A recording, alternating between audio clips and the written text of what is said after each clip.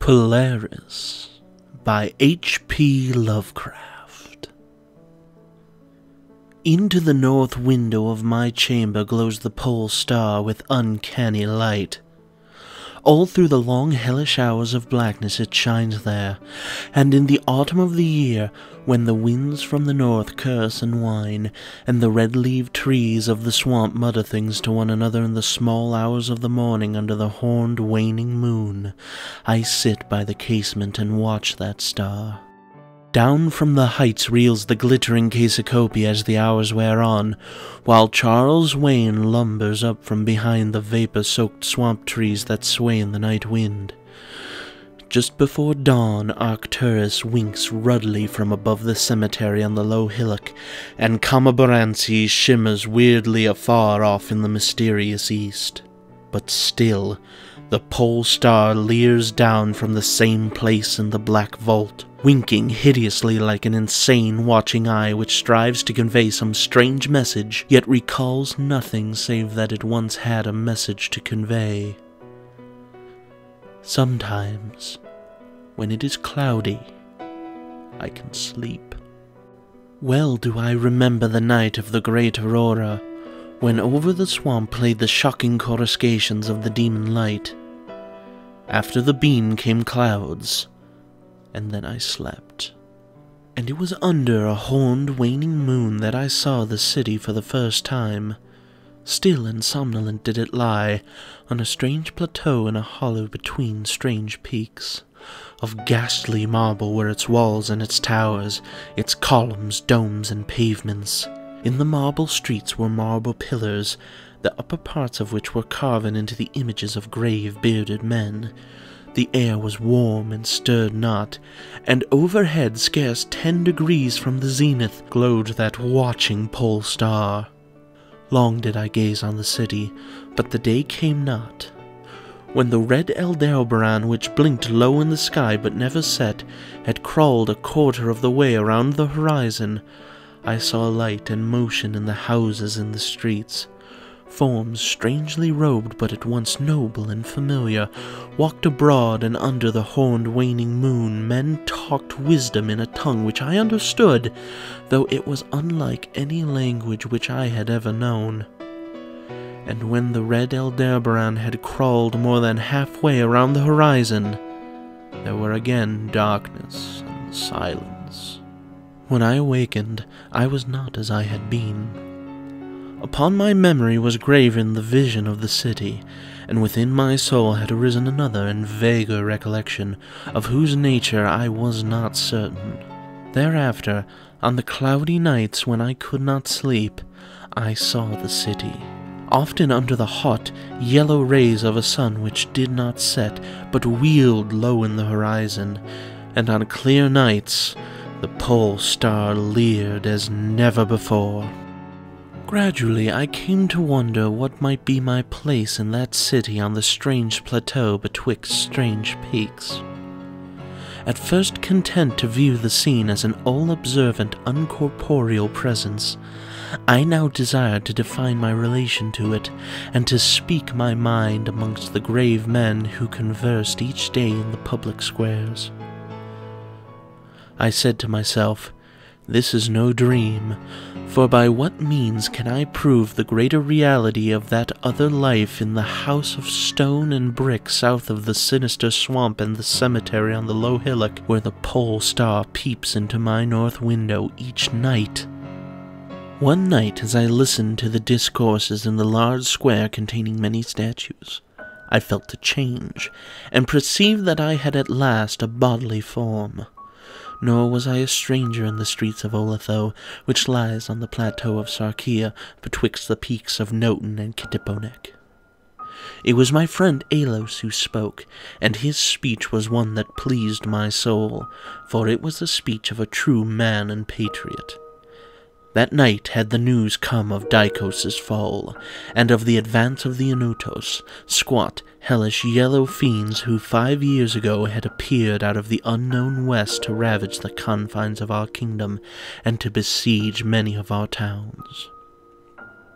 Having taken the fortified places at the foot of the mountains, their way now lay open to the plateau, unless every citizen could resist with the strength of 10 men, for the squat creatures were mighty in the arts of war, and knew not the scruples of honor which held back our tall, grey-eyed men of Lomar from ruthless conquest.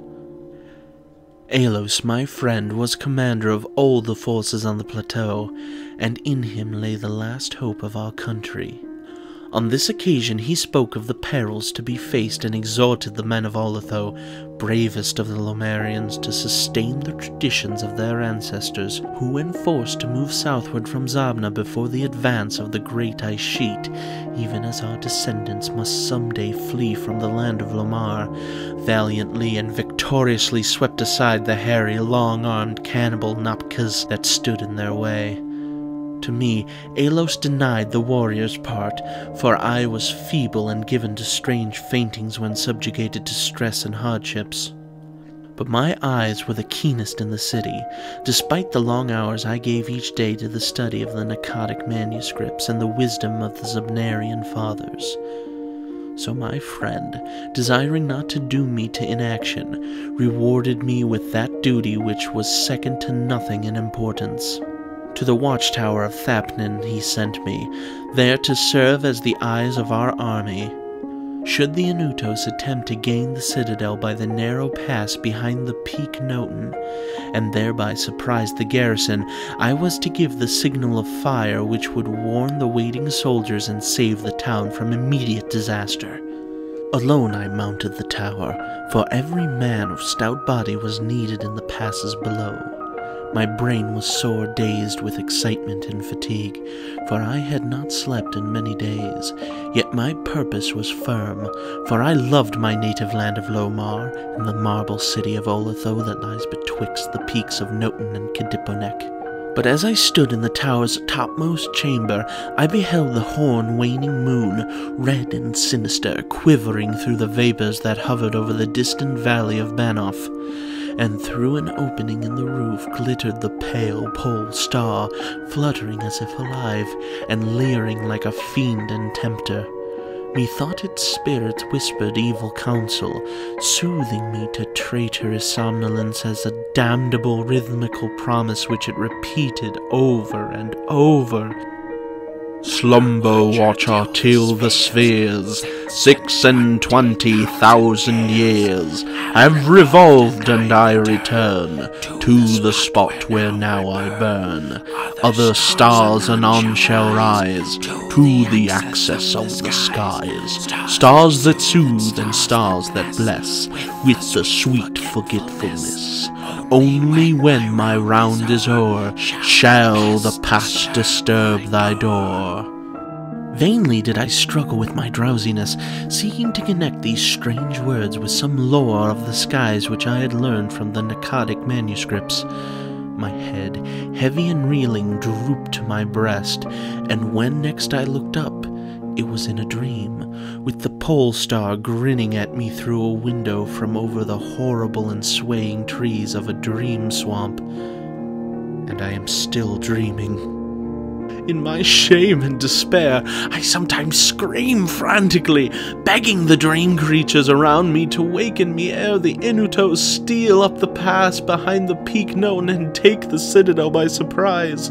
But these creatures are demons, for they laugh at me and tell me I am not dreaming. They mock me whilst I sleep, and whilst the squat yellow foe may be creeping silently upon us, I have failed in my duties and betrayed the marble city of Olitho. I have proven false to Alos, my friend and commander, but still these shadows of my dreams deride me. They say there is no land of Lomar, save in my nocturnal imagings, that in these realms where the pole star shines high and red Aldebaran crawls low around the horizon, there has been naught save ice and snow for thousands of years, and never a man save squat yellow creatures blighted by cold called Eskimo. And as I writhe in my guilty agony, frantic to save the city whose peril every moment grows, and vainly striving to shake off this unnatural dream of a house of stone and brick south of a sinister swamp and a cemetery low on the hillock, the pole star, evil and monstrous, leers down from the black vault, winking hideously like an insane watching eye which strives to convey some message, yet recalls nothing save that it once had a message to convey.